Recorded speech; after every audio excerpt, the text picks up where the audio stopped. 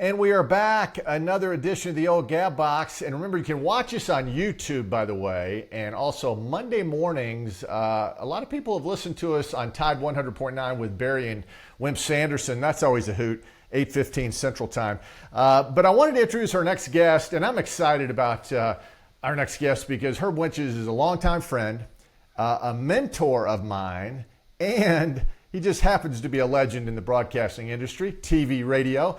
In the state of Alabama, I mean, you can ask anybody in the sports field, do you know Herb Winches? And 100% of the people will say, absolutely. And he joins us now on the big show. Herbie, how are you, my friend? It's so good to see you. Great to see you so soon, Doug, after being down here at the lake. But I know when you use that word legend, that just means, I'm old. But I appreciate the accolades. Well, I've admired you for a long time, and I do consider you a close friend. And from time to time, I've sought your advice over the years, and it's always been sound advice, so I appreciate that. I do want to tell the people, my family spent this past weekend at Lake Martin in Alabama. We have a lot of lakes in our great state, and Lake Martin is the best. And Herb and his beautiful wife, Betty, they run the landing at Parker Creek. That's in Coosa County, and that's on the northwest shore of Lake Martin. And then my family and I borrowed the boat. We went across the lake to the landing at Harbor Point on Sunday. That's the east side, over close to Auburn. And Herb is the curator for both places, and he'll meet and greet and talk to you. And Herbie, you're having a lot of fun. I saw you in action. It looked like you were having a hoot. Well, I love it. I've always felt like I've been a people person. I love to socialize, and after getting out of broadcasting, Doug, I said, I'm kind of bored. When I retired at 67, and I just said, I just can't stop. I got to do something.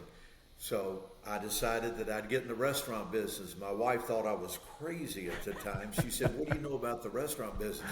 I said, nothing, but I can learn. And the rest is history. We've enjoyed a lot of success. This weekend, Labor Day weekend, we close the original landing for the season, and that will mark our end of our 9th year. And then next season we come back, we'll have our big celebration for 10 years with the landing at Parker Creek. The landing at Harbor Point is new. We just opened it this past right after Memorial Day, as a matter of fact. And it's really doing well, and I'm so fortunate at this age to still be active, but the most important thing is staying active. That's what I tell people. You got to keep going. You just can't slow down. Well, it was fun. When we were there on Friday night, Bruce Pearl, the highly successful Auburn basketball coach, who has a place on the other side of the lake, he came in, and you see a lot of celebrity types, Herb, but you treat everybody like a celebrity. But it's always fun when you got Bruce Pearl, Hugh Freeze, and people that having been in the business a long time, come and stop off at the restaurant. That happens very regularly, and those two gentlemen are just Bruce Pearl. I've referred to him a number of times, and I think I'm the one that deemed him the ambassador, Auburn University ambassador. This guy is so gracious and genuine and sincere with his time. He's one of my favorite people. And it's interesting that when Hugh Freeze just recently moved to Lake Martin, of course he's got a home in Auburn too, and he's getting ready to open up his season this Saturday against Alabama A&M. But I will tell you that I could see Hugh, or Bruce has rubbed off on Hugh with his personality. Hugh's become very now outgoing and really enjoying what he's doing. And I will tell you right now, Doug, that I think I went to practice a week ago Friday and stood there the whole time and watched with Coach Freeze and his staff. He's got a great staff now. He's got a lot of talent, and that would be my surprise team to pick, that to keep your eye out on Auburn. And I know we're going to talk some football here because we both love it. But I got a couple of teams that I really think are going to surprise some people this season. Wow, we're going to get into that. But I wanted to take you back to your playing career because, of course, you're a Louisville, Kentucky guy. I was born and raised in Paducah, Kentucky, the opposite end of the state. You were a great high school player, and you went to Jacksonville State University in Alabama. Maybe undersized, I don't know, Herb. But you were the MVP your senior year. undefeated at Jacksonville State, and a guy named Charlie Pell was your head coach. And yes, that's the same Charlie Pell who brought Clemson, really brought him back, set it up for Danny Ford in the national championship, took the Florida job, set it up for Steve Spurrier, etc. Coach Pell played for Coach Bryant. I mean, you go way back with Coach Pell. That must have been a special year, Herb. It really was, Doug, and thanks for bringing his name up, because I get asked often, who was your coach? And of course, that's been a long time ago. Right. And people still remember that name. But for me, Charlie Pell, he has made me the man I am today, no question about it. And I tell people, I'm quick to point that out, that because of him, I've had a wonderful career, and because he taught me so much and I learned so much from him. But I will tell you, he is the guy, believe it or not, that one day called me to his office. I'll tell you this quick story. And he said, Herb, I got a letter from a TV station up in Huntsville, Channel 19, WHN-TV. And he said, I think you'd be great for that job. Why don't you go audition for it? Now, Doug, keep in mind, back then, we didn't have broadcast journalism when I was there. About the best you could get would be creative writing in an English class.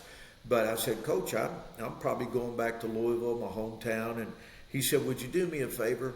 And I would do anything for the man because I loved him that much. He said, just go audition. So off I go. I'll never forget it. It was a Saturday morning. I get there, I walk in the studio, and there was about 50 other guys in there. They had sent that letter all around the Southeast. And I said, oh my gosh, what am I doing here? Here's a guy from Tennessee. Alabama had a broadcast school and all that stuff. Well, I said, Coach wants me to try it, I will. So I did. I auditioned for it. 2 weeks later, this is a true story. 2 weeks later, I was in an apartment then. My roommate left. He went on to Houston, Texas, and he said, hey, will you get the landline cut off and then before you leave? Back then it was either South Central, AT&T, whatever it was. They drove up to take my landline out of the house, out of the apartment. The phone rang at that very minute, and it was the general manager of Channel 19, and he said, Herb, I'm sorry it took so long. We had a lot of tapes to look at, but congratulations, you're our new sportscaster. And the rest is history. I did sports for 37 years. Yeah, it really incredible. And of course, what I always tell people, and you and I talked about it this past weekend, I mean, You're the guy who really brought all sports talk radio to Birmingham, WJOX radio. And at the time, it was just starting to launch nationwide. And in a lot of cities that had professional sports teams, it made a lot of sense. Herb, what gave you the inclination that Birmingham, by the way, WJOX is still the highest rated sports radio station in the country per market size, but what gave you the idea that it was going to take off? Because Alabama, we don't have any professional sports teams. We have Alabama, we have Auburn. Was that enough for you to think this was going to work? That was it.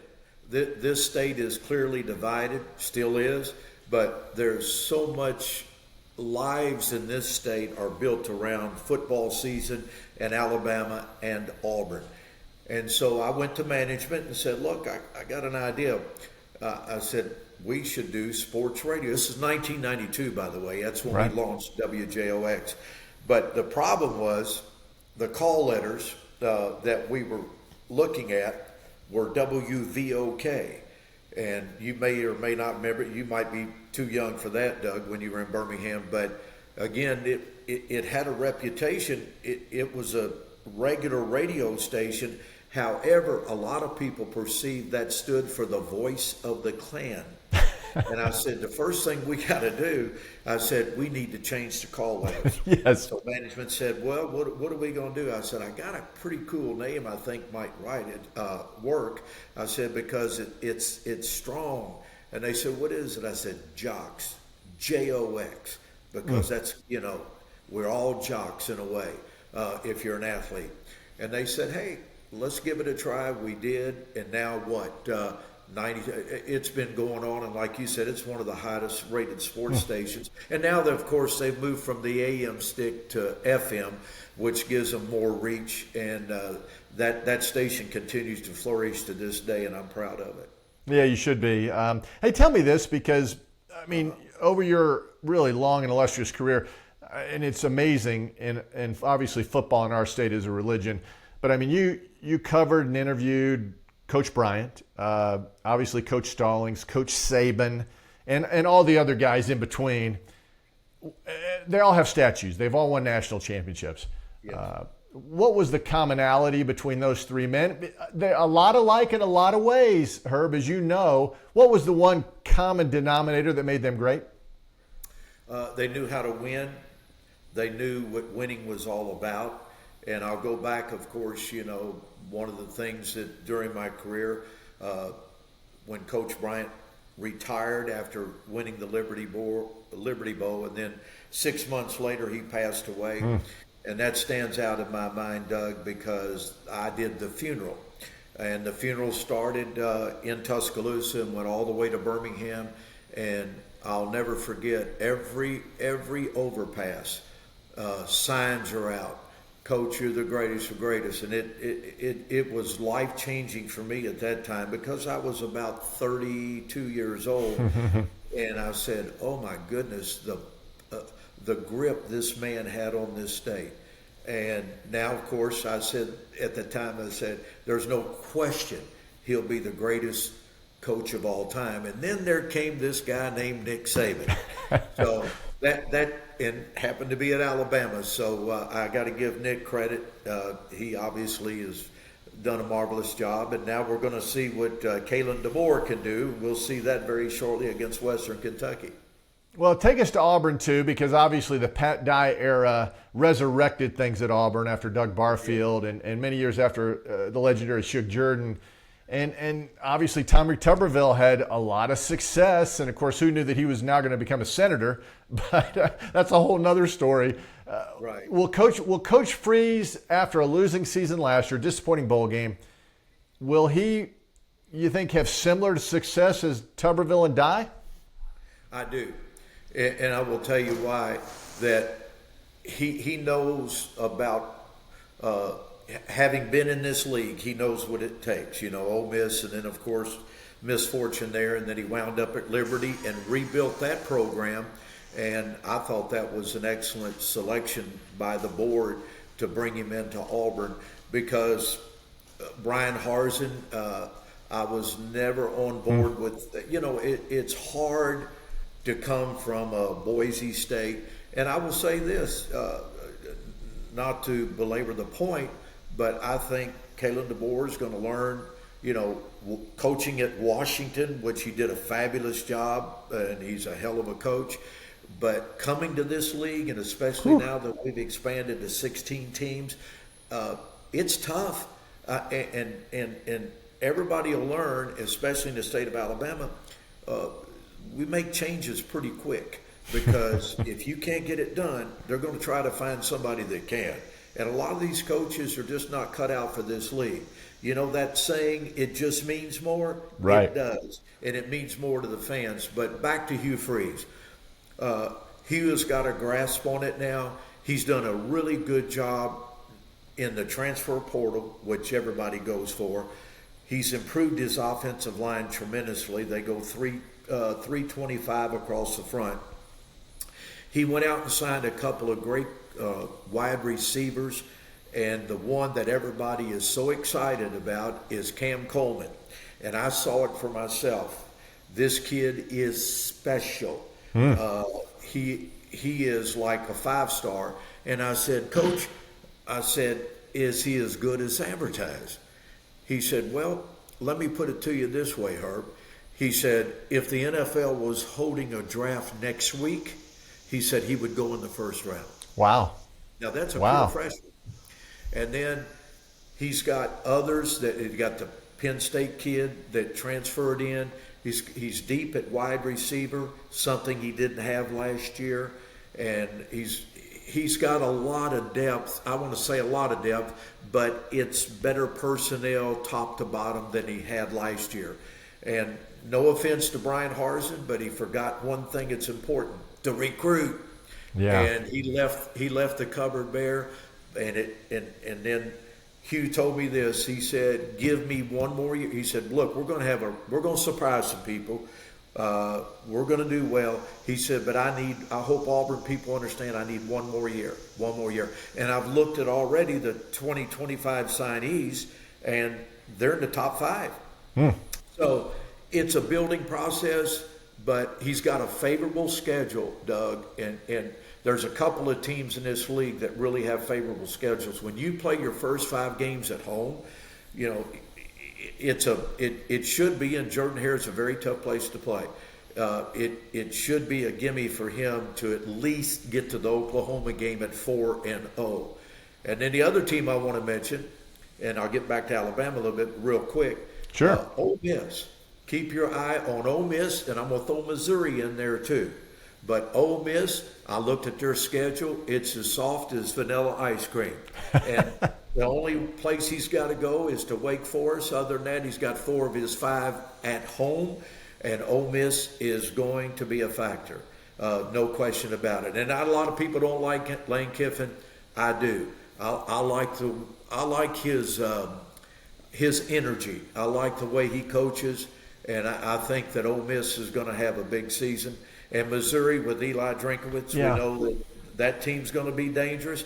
I'll tell you, Doug, this league this year, and then Texas, come on, and Oklahoma, it's a monster conference. That sounds good, Herb. Now let's talk about the Crimson Tide. Obviously, Kalen DeBoer, big shoes to fill. We've talked about that. He comes from the West Coast to the East Coast. And I do think, Herb, his offense will resemble a little of what we saw with Lane Kiffin and Steve Sarkisian. Huge offensive line. They'll probably run it quite a bit. But what's your take now on what you're expecting from Alabama? Well, I'm expecting the tradition to continue. Obviously, he's got huge, and I mean huge, shoes to fill. It's so hard, rather, to follow a legend. Perfect example. I can remember when Coach Bryant announced his retirement, they named Ray Perkins, a former great player at Alabama and a well-named and known coach. And it didn't work out too well. He tried to change a lot of things, and it just wasn't meant to be. He lasted a little more than 3 seasons, and then off he went. And then after that, you saw a cascade of number of coaches that tried to come in and straighten this thing out. We went through the Mike era, Mike Price, Mike DeBose, it was just Mike Shula. I mean, the list goes, Dennis Franchione. I mean, the list went on and on. And they finally hired a guy by the name of Nick Saban. And then, as we both know, rest is history. He is, in my opinion now, and it's hard for me to swallow and say this, but he is the greatest coach of all time. Wow.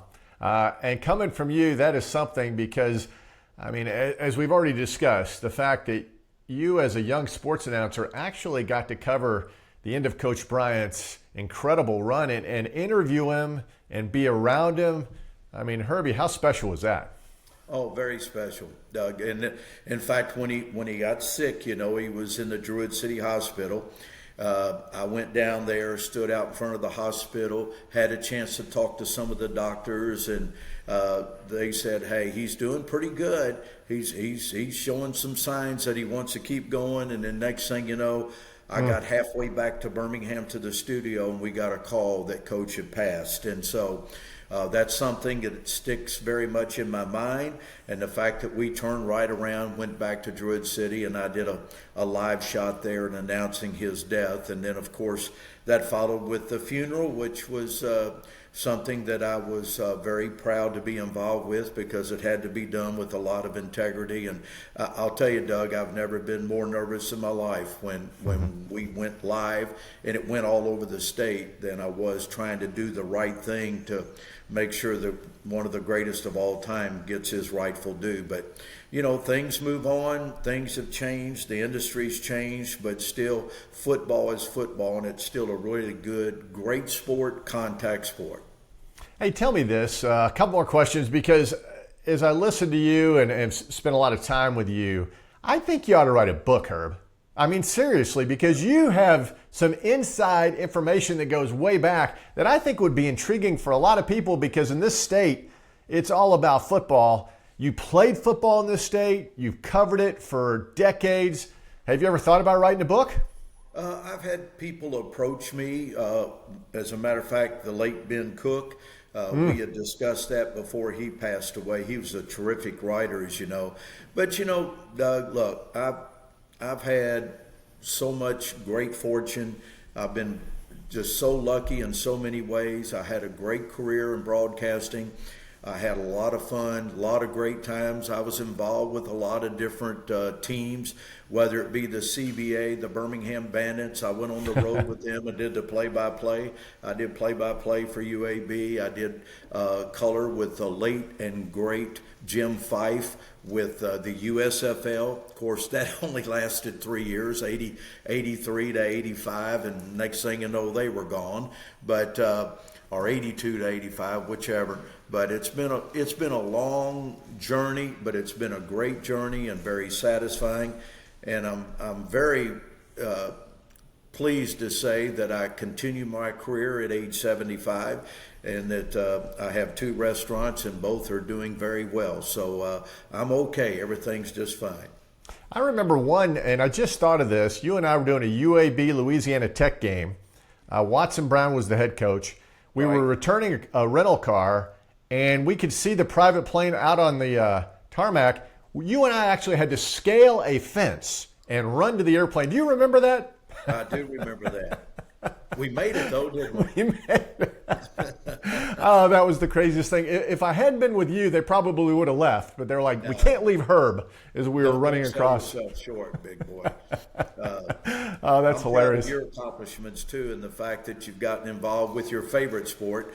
And for the people who don't know Doug very well, he is an outstanding golfer. I know because I've played with him and I've lost to him.